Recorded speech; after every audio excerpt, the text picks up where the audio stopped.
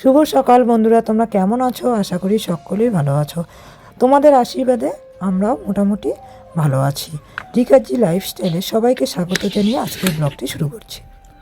তো দেখো বন্ধুরা, ঘুম থেকে উঠেই আগে একটুখানি ব্রাশ করে নিয়ে জল খেয়ে নিলাম। সকাল সকাল ঘুম থেকে উঠেই আমার জল পিপাসা পায়, এটা আমার সেই ছোটোবেলার অভ্যাস। মানে ঘুম থেকে উঠেই জল খাওয়া, বাসি মুখে আমার জল পিপাসা পেয়ে যায়। তো যাই হোক, ব্রাশটা আজকে একটু করে নিয়ে জল খেয়ে এই যে জামা কাপড়গুলো, কালকে জিন্স প্যান্টগুলো, এগুলো সব আগে শুকোতে দিব, তারপরে ঝাড় দেওয়া শুরু করব। তো চলো জামা কাপড়গুলো মেলে দিয়ে আসি। সকাল সকাল একটুখানি হাঁটতে কার না ভালো লাগে, কিন্তু কয়েকদিন থেকেই মানে শরীরটা একটু বিশেষ ভালো নয়, একটুখানি লেট হয়ে যাচ্ছে উঠতে। আর তার মধ্যে মা নেই বাড়িতে, তো এই জন্যে ভাবলাম ঘুম থেকে উঠে কাজ না শুরু করে জামা কাপড়গুলোকে মেলে দিয়ে আসি, হাঁটাও হবে কাজও হবে। তো দেখো জামা কাপড়গুলো মেলে দিয়ে এসে আমি কিন্তু একদম উঠোন ঝাড় দিতে লেগে পড়লাম। যদিও বা উঠোনটা সেরকমভাবে আমাকে ঝাড়তে হয় না, মা ভোরবেলা উঠেই উঠোন ঝাড় দিয়ে মা চা বানিয়ে খেয়ে নেয়। আমি কিন্তু ঘরের পিছন সামন তারপরে এগুলো ঝাড় দিই আর কি, কলেপার বাদবাকি জায়গাগুলো ঝাড় দিই।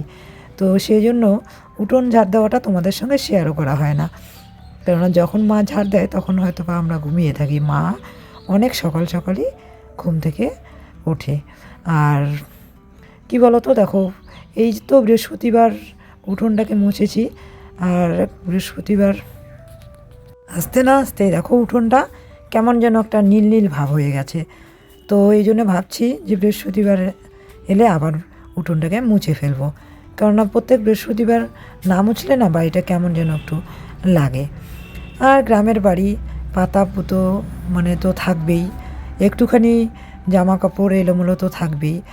যদিও বা আমি সব কিছু গুছিয়ে রাখি, তারপরেও কি হয়, এই যে বারান্দাটায় একদম ধান রাখা হয়। আর দেখো ওখানে কিন্তু সিমেন্টের বস্তা রয়ে গেছে, অনেক কিছু রয়ে গেছে, যার জন্য এরকম থাকে। তো দেখো আমার উঠোন ঝাড় দেওয়া শেষ, পিছন সমস্ত কিছু ঝাড় দিয়ে চলে আসলাম চা করতে।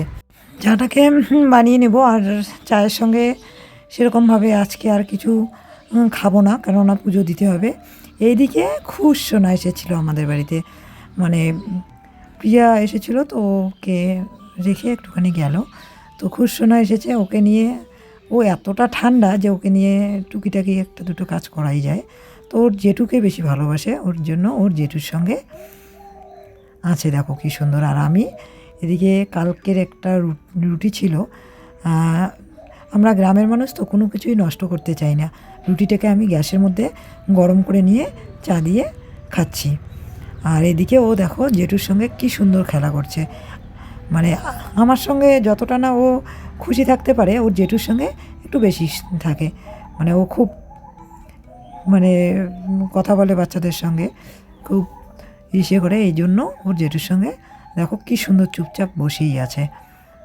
তো যাই হোক, চা খাওয়া দাওয়া করে নিয়ে কাজ করব। আর যেহেতু মা নেই বাড়িতে, মা বাড়িতে না থাকলে মাথার মধ্যে একটা টেনশন কাজ করে যে সমস্ত কিছু কমপ্লিট করতে হবে, তাড়াহুড়ো করে করতে হবে, এপাশ ওপাশ কোথাও ঘুরতে যাওয়া চলবে না। আর আজকে একটু কোথাও যাওয়ারও নেই, কেননা দুষ্টু মিষ্টু ওরা দুজন এখনও আসেনি, হয়তো বা দিদিভাই আজকে আসবে। তো যাই হোক, দেখো কুশও চলে গেল, আর এদিকে আমি স্নানও সেরে নিলাম। ও চলে যাওয়ার পরে স্নান সেরে নিয়ে একবারে তুলসী মঞ্চটা ধুয়ে একদম ফুল জলটা দিয়ে নেব। আর দুর্গা মন্দির তো ধুয়েই নেব, সমস্ত কিছু একবারে পরিষ্কার করে নিয়ে তারপরে পুজোটা দিয়ে নেব। তো দেখো মা যেহেতু গোপাল নিয়ে গেছে, সেই জন্য সেরকম করে নয়, একটু ফুল জল দিয়ে নিচ্ছি। পুজোটা দেওয়া শেষ হয়ে গেলেই আজ কিন্তু এক সাইড হয়ে যায়, আর সকাল সকাল পুজো না দিলেই কিন্তু গন্ডগোল হয়ে যায়। এদিকে দেখো বন্ধুরা, ভাত বসিয়ে দিয়ে, ভাত হয়ে গেছে, ডাল বসিয়ে দিয়ে ঠাকুরটা মুছে নিলাম। ঠাকুরটাতে একটু ফুল জল দিয়ে নিলাম, মা যেহেতু বাড়িতে নেই। আর তার মধ্যে ডালও সিদ্ধ হয়ে গেছে। এই ছেলেকে আজকে স্কুলে পাঠাইনি, ওর শরীরটা একটু বিশেষ ভালো না, এর জন্য পাঠাইনি, ওকে খাইয়ে দিয়েছি। আর এদিকে ধান আছে, ধান শুকায়নি এখনো, তো এই জন্য ডালটা বসিয়ে দিয়ে পুজো পার্বণ সমস্ত কিছু সেরে নিলাম। এবার ডালটাকে সম্বাদ দিয়ে ভাজা বসিয়ে দিয়ে মানে বারবার বাইরে যেতে হচ্ছে, ধানটা ঘাটাতে হচ্ছে। ধানটা আজকেও মনে হয় শুকোবে না, সেরকম রোদ্রুই নেই। তো চলো ডালটা হতে থাক, ধানটা কেটে দিয়ে আসি আগে। কি বলতো, আমরা যেহেতু ধানটা আবাদ করি, যার জন্য আমরা কিন্তু ঘরের চালটাই খাই, আর সিদ্ধ শুকান করতেই লাগে। আর কি বলতো, একবারে অনেকগুলো করে সিদ্ধ করে রাখলে হয়তো বা অনেকটা হয়ে যায়, কিন্তু এই যে এখনও তো রৌদ্রটা সেরকম পড়েনি, তো যখন গরমের দিন আসবে, চৈত্র মাস আসবে, তখন কিন্তু আমরা একবারে 10-12 মণ সিদ্ধ করে রাখি, মানে পরপর সিদ্ধ করতেই থাকি, তাহলে অনেক দিন হয়ে যায়। যেহেতু এখনও সেরকমভাবে রৌদ্র ওঠেনি, যার জন্যে 1.5 মণ 2 মণ করে সিদ্ধ করা হচ্ছে। তো দেখো বারবার ধান কাটতে হচ্ছে, ঘেটে এসে এই যে রান্না। আর মা থাকলে এই জায়গাটা হেল্প হয়ে যেত, মা ধান কাটাতো, আর আমার কিন্তু ধান দেখতে হয় না, যেটা সত্যি কথা। মানে সিদ্ধ করার সময় মা জাল দেবে, আমি নামাবো, আবার উঠিয়ে দেব, কিন্তু ঘাটাঘাটিটা মাই করে। আবার যখন মানে ভারী কাজ করতে পারে না, যখন ভারী ভারী কিছু মানে ধানগুলোকে ভরতে হয়, তখন আবার আমি করি। তো যাই হোক, যেহেতু মা নেই, তো আপাতত ধানটাকে শুকিয়ে তোলার দায়িত্বটা আমার। তো জানি না, আজকেও মনে হয় না শুকোবে, শুকোতে কালকে শুকোবে, কারণ রৌদ্রের সেরকম কোনো মানে চাহিদাই নেই। তো এদিকে দেখো, তোমাদের সঙ্গে কথা বলতে বলতে ডালটাকে নামিয়ে নিয়ে সম্বাদ দিয়ে নিচ্ছি। আর সেরকমভাবে কিছু রান্না করব না, কারণ রান্না করতে গেলে আবার ওইদিকে ধানের মধ্যে কবিতর পড়ছে, আবার তোমার কুকুর বিড়াল সব ধানের উপর দিয়ে যাওয়া আসা করে। একটা ছোট্ট বাছুর আছে, ওই বাছুরটাও, ওরা তো বুঝতে পারে না, ওদের উপর দিয়ে যাওয়া আসা করে, তখন ধানটা পড়ে যায়, যার জন্য বারবার আমাকে এগিয়ে দেখতে হচ্ছে যে ধানটা ঠিকঠাক আছে নাকি। তো এই জন্য খুব তাড়াহুড়ো করে রান্না করছি, জানি না কতটা তোমাদের সঙ্গে শেয়ার করতে পারবো। তো যাই হোক, মানে রান্নাটাকে কোনো রকম সেরে নিয়েই আমি ধানটাকে, আর কি বলো তো, ধান সিদ্ধ শুকানটা একটু অন্যরকম, মানে ঠিকঠাক মতো যদি ধান ঘাটা না হয় বা উলট পালট করে দেওয়া না হয়, তাহলে কিন্তু ধানটা ভাঙিয়ে আনার সময় চালটা ভেঙে যায়, আর চাল ভেঙে গেলে সেই চালটা খেতে ভালো লাগে না, যার জন্য মানে সময় মতো ধানটাকে ঘাটা নাড়া করতে হয়। তো যাই হোক, দেখো এদিকে কিন্তু ফুলকপি আলু ভাজা বসিয়ে দিয়েছি, এগুলো বসিয়ে দিয়ে একটু ঢাকা দিয়ে নেব, ফুলকপিটা ঢাকা দিয়ে নিয়ে আবার একটুখানি বাড়ি দিকে যাব। তো যাই হোক বন্ধুরা, তোমাদের সঙ্গে কথা বলতে বলতে এই দৌড়াদৌড়ি কাজ করতে করতে দেখো আমার কিন্তু ফুলকপি ভাজাটা মোটামুটি হয়ে গেল। আর রান্না একটা এমন জিনিস, বসে বসে এক মনে করলেই রান্নাটা বেশি ভালো হয়, জানি না কতটা কি ভালো হবে, যার জন্য শর্টকাট আজকে কিন্তু ডাল বসিয়ে দিয়েছি। তো যাই হোক, মাঝে মাঝে না আমার মনে অনেক ধরনের প্রশ্ন জেগে ওঠে, যে দেখো একসময় এই বাড়িটাতে আমি একটা নতুন বউ হিসাবে এসেছিলাম, নতুন একটা পরিবেশে এসেছিলাম, তখন সব কিছু অচেনা, সব কিছু অন্যরকম ছিল। এখন আস্তে আস্তে দিন চলে যাচ্ছে, আর তত মানে আঁকড়ে ধরছি সবাইকে, মানে একে অপরের প্রতি ভালোবাসা, মায়া সব কিছুই যেন বেড়ে উঠছে দিন দিন। তো এটাই হচ্ছে একটা মানুষের ধর্ম, আর এটাই হওয়া উচিত, কেননা কদিন বাঁচবো এই দুনিয়ায়, সবার সঙ্গে মিলেমিশে ভালোবেসে চলাটাই উচিত। তো দেখো, আর কার কথা বলবো না, আমার শাশুড়িমার কথাই বলছি। শাশুড়িমা যখন নতুন, তখন হয়তো বা উনি আমাকে সেরকমভাবে অ্যাকসেপ্ট করে নিতে পারেনি, কিন্তু আস্তে আস্তে আস্তে আস্তে কিন্তু সেই জিনিসগুলো আর কোথাও চিহ্নও নেই যে উনি আমাকে এক সময় পছন্দ করতে পারেনি। তো এই হচ্ছে ব্যাপার, ভালোবাসা দিলেই ভালোবাসা পাওয়া যায়, শুধু একতরফা আমি যে ভালোবাসা দিলেই যে, শাশুড়িমা যদি আমাকে ভালোবাসা না দিত, তাহলে কি আমি এত ভালোভাবে চলতে পারতাম? হয়তো বা চলতে পারতাম না।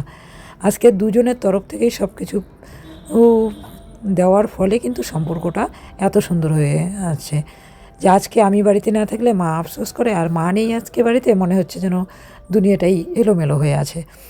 তো এই হচ্ছে ব্যাপার, কি বলো তো, কিছু কিছু এই দুনিয়া অনেক ধরনের মানুষ আছে, মানে এক একজনের নেচার এক এক রকম। তো জানি না কে কী রকম, আমি তার বিচার করতে চাই না, কেননা আমি যেরকম আমি চাই আমার শাশুড়ি মা আমাকে যেভাবে সাপোর্ট করে ভালোবাসে, আমিও সবসময় আমার বেটারটা দেওয়ার চেষ্টা করি। শুধু আমি নিয়ে যাব আর তার পরিপ্রেক্ষিতে আমি কিছু দেব না, তাহলে তো আর হবে না। কখন সমস্যা বাড়ে যে কারো কাছ থেকে তার উপকার নিয়েই যাব বা তার কাছ থেকে সুযোগ সুবিধা সব গ্রহণ করব, অথচ তাকে কিছু দেব না, তখনই কিন্তু সমস্যাগুলো বাধে।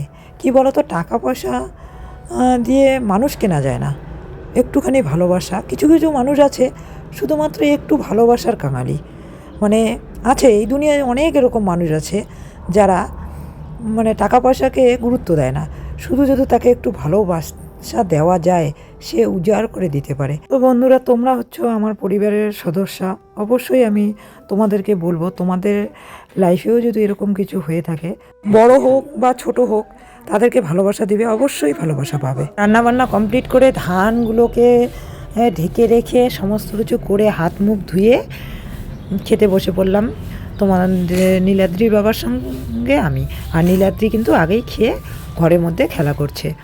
তো যাই হোক, খিদেও লেগে গেছে অনেকটা, সকালে 10টা সাড়ে 10টায় খাওয়া হয়েছে, এখন মোটামুটি আজ কিন্তু 2:30 বেজে গেছে। যেখানে 2টোর মধ্যে দুটো সোয়া 2টোর মধ্যে খাওয়া দাওয়া হয়ে যায়, সেখানে 2:30 পার হয়ে গেছে, 2:30 আর বেশি হয়ে গেছে। তো খাওয়া দাওয়া করে নিচ্ছি, কারণ খেয়ে দিয়ে আবার এই ধানপত্র গুছিয়ে ঢেকে রাখা এগুলো ইচ্ছা করে না, যার জন্যে আগে ধানগুলোকে সমস্ত কিছু গুছিয়ে রেখে তারপরে খেতে বসলাম।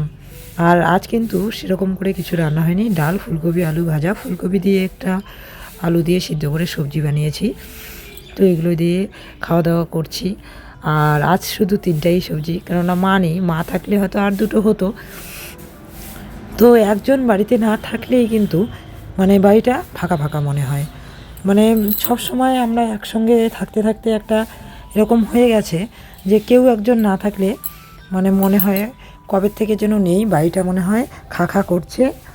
মানে আমার একটা খুব খারাপ লাগে। আরও বিশেষত সন্ধ্যার দিকে যদি আমি আমার ঘরের বারান্দায় দাঁড়াই, তাহলে মনে হয় কি এত বড় একটা বাড়ি আমাকে আমার দিকে হা করে আছে, মানে খুব একটা মানে খারাপ লাগে। আর মা থাকে, বাবু থাকে, একটু দৌড়োদৌড়ি করে ঠাম্মির ঘরে যায় আসে, এই জিনিসগুলো তখন কিন্তু মানে মনে হয় না।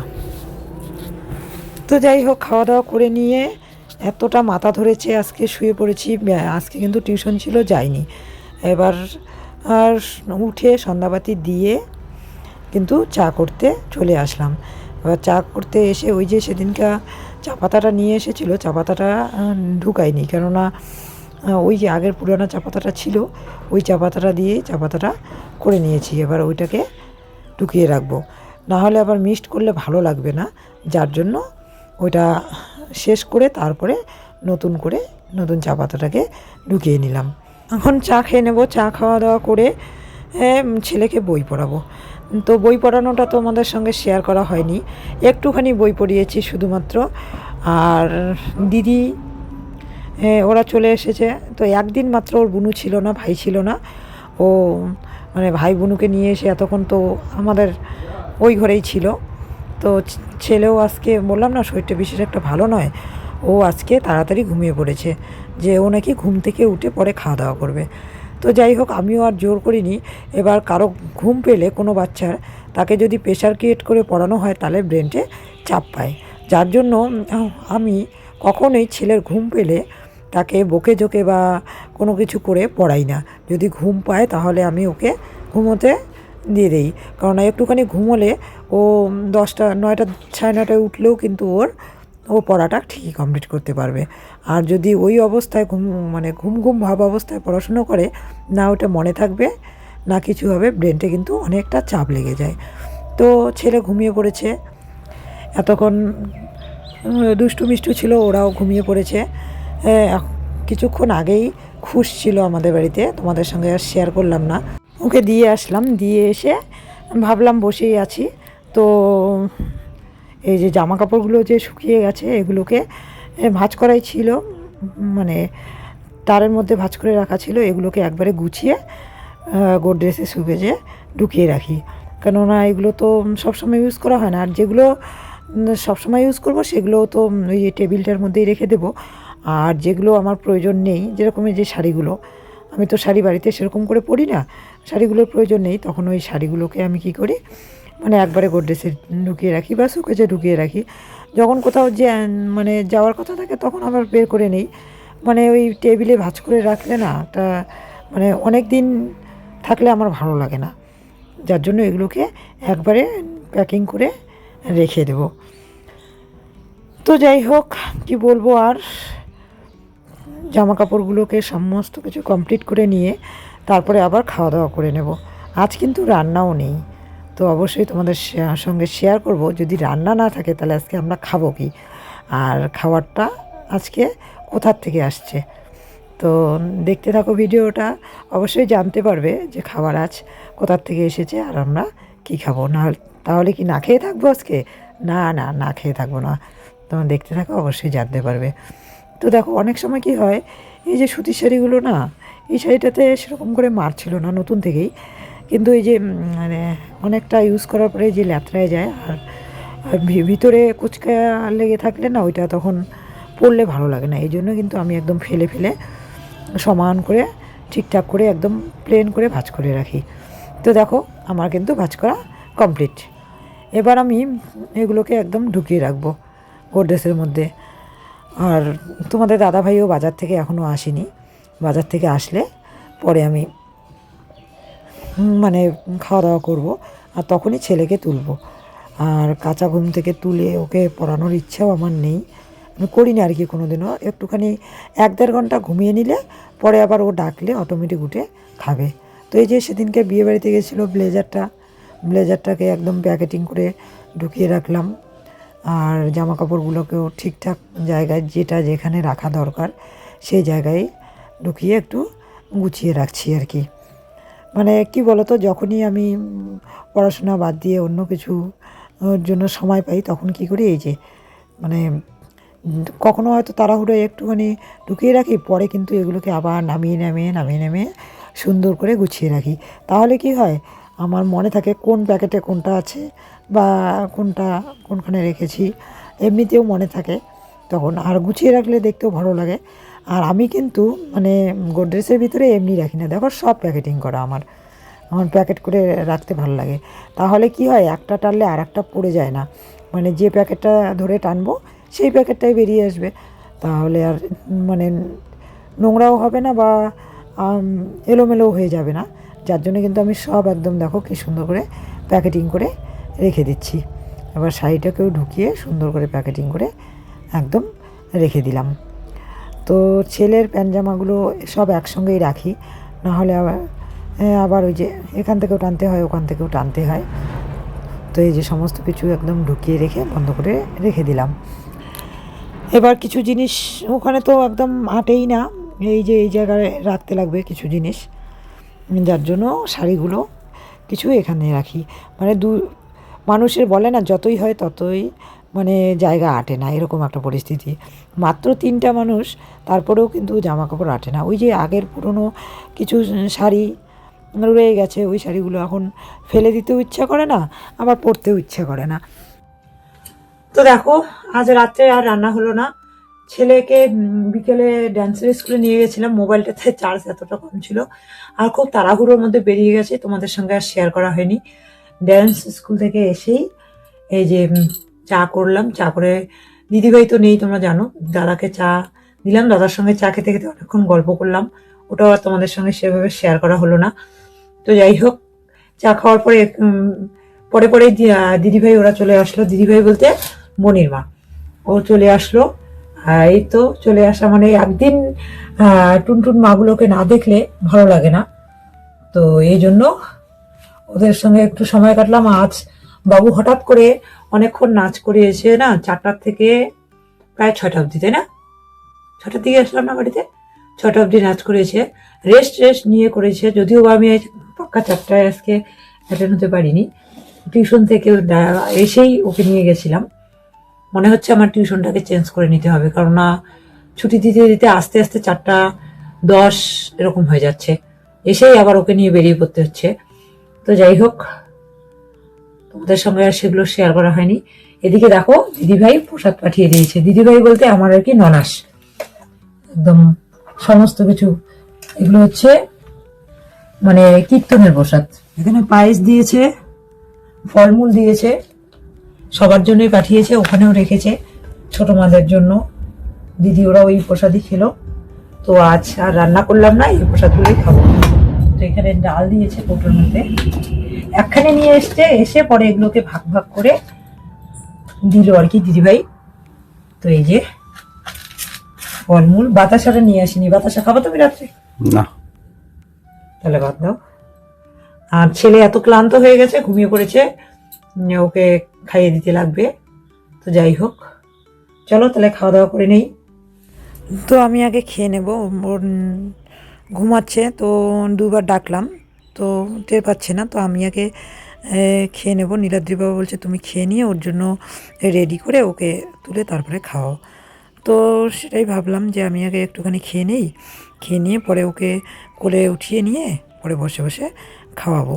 আর ও যদি একবার টের পায় তাহলে তো আবার কোনো কথাই নেই। ও এমনিতেও মানে প্রথমে উঠতে চায় না, পরে কিন্তু আবার উঠে ঠিকঠাক খায়। না হলে তো আমি ওকে খাইয়েই ঘুম পাড়াতাম। ও ছোটোর থেকে এরকম ঘুমালেও ঘুম থেকে উঠে আর কি খায়। অনেক বাচ্চা আছে না ঘুম থেকে উঠে খেতে চায় না, কিন্তু ও আবার মানে খায়। আবার ঘুম থেকে ডেকে তুলে একটুখানি কথা বললেই ওর ঘুমটা ভেঙে যায়, তখন আবার ও ঠিক খাওয়া দাওয়া করে। তো যাই হোক, তোমাদেরও মনে হয় এতক্ষণ খাওয়া দাওয়া শেষ হয়ে গেছে। আজকে যদিও বা আমরা খুব তাড়াতাড়ি খাচ্ছি, 9:30তেই খেয়ে নিচ্ছি। কেননা পড়াশোনা নেই আর সেরকমভাবে কিছু করারও নেই, রান্না বান্নাও নেই, সমস্ত কিছু প্রসাদই খাচ্ছি আমরা। তো কি করবো, আজকে একটু তাড়াতাড়ি খাওয়া দাওয়া করে শুয়ে পড়ি। আর এই অবস্থায় তো আর ছেলেকে ঘুম থেকে তুলে খাইয়ে আর পড়াবো না। আজকে যা পড়াশোনা করবে কালকেই করবে, সকালবেলাটা তো রয়েই গেছে। আর একটা বাচ্চাকে এতটা চাপ দেওয়া ঠিক নয়। ও মনের মতো করে পড়লেই হয়তো তাড়াতাড়ি হবে। দেখো বন্ধুরা, খাওয়া দাওয়া হয়ে গেল, ছেলেকে তুললাম, তুলে খাইয়ে ওকে আবার শুয়ে দিলাম। ও ঘুমিয়ে পড়েছে। তো ব্লগটা আর বাড়াচ্ছি না, আজকের ব্লগটা এই পর্যন্তই। তোমরা সকলে ভালো থেকো, সুস্থ থেকো, এই কামনাই করি ভগবানের কাছে দিনরাত্রি। কারণ তোমরাই আমার পরিবার, তোমরা আমাকে ভালোবাসা দিচ্ছ, তাই আমি এতটা এগোতে পারছি।